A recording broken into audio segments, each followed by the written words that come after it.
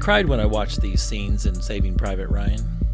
I wondered if this is what my dad saw, what he experienced.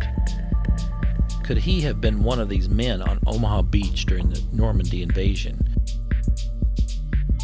When I was growing up, my dad hardly talked about his Army days. The only thing I knew was that he was a Timberwolf. About 10 years ago, I thought I would send off for his Army records, but I was told that they were destroyed in a fire in 1973. All I had were these small, overexposed, grainy photographs. Eventually, I decided to scan and enlarge them in Photoshop. The detail that came out was impressive. They showed my dad's fondness for the countryside, his Army buddies, and the destruction he witnessed. I was fascinated by the photos, but disappointed that there were no clues to where he was when the photos were taken. There was one, though, that clearly showed he was at a train station in Verlihausen. At that time, there wasn't much more I could do. In December 2012, I discovered a group called the Timberwolf Pups Association. It is the children and the grandchildren of the Timberwolf veterans that are archiving as much information as they can. I got excited when I saw that they had arranged a tour of Europe. It was to follow my dad's footsteps in the war. It would start in the Netherlands, cross Belgium and Germany to the Elbe River, where the American and Russian armies met to end the war.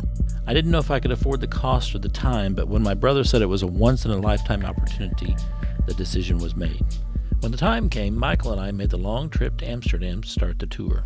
The next morning, when we climbed on the tour bus, an announcement was made that we would be attending a ceremony for Dutch Remembrance Day. Dames en heren, in uw verschillende titels en hoedanigheden. Het is mij een ware eer. I wasn't looking forward to the possibility of a long, drawn-out ceremony and didn't know exactly what this had to do with the Timberwolves. Turns out the Timberwolves were replacements for the British polar bears who had helped push the German army from France to Belgium. Their fighting started here with the Battle of the Dykes. The Dutch view my dad and the Timberwolves as their liberators, their heroes. We attended 4 ceremonies that day and several more the next day on Dutch Liberation Day. The veterans on our trip were a hot commodity. Each town and village wanted to acknowledge them in some way. There was also an enthusiastic bunch following our bus who called themselves the Timberwolf Remembrance Group. They are artifact collectors, self-wrought museum curators, and benefactors of the memories of those who died fighting for their freedom. As they doted on our veterans, the word hero came up often, to which the veterans would simply respond, "We're not heroes, we were only doing our job." I heard this often, especially when we visited both the Henry Chappelle and Margraten American cemeteries, where tens of thousands of U.S. soldiers are buried. U.S. military color guards met the veterans to escort them to the neat rows of white crosses. One of the veterans on the trip, John Terrell, broke the silence he had kept so long of the guilt that he felt about being wounded early in the war. After 69 years, he was able to pay tribute to his best friend who died in battle.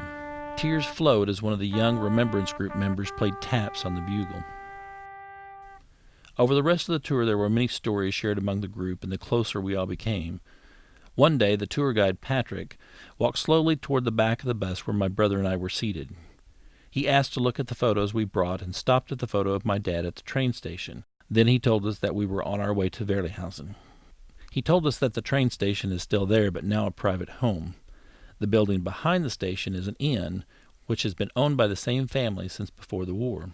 Better still, they agreed to meet with us.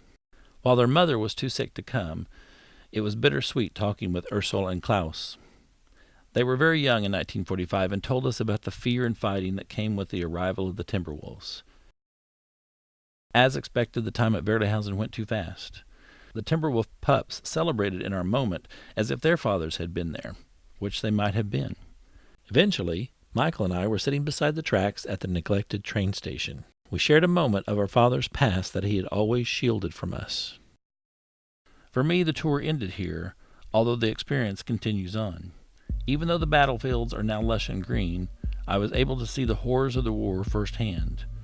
I felt the gratitude of the Dutch and the sorrow of the Germans. As the remaining veterans share their stories of water-soaked socks and youthful indiscretions, I can share my stories as we Timberwolf Pups plan our next battlefield tour.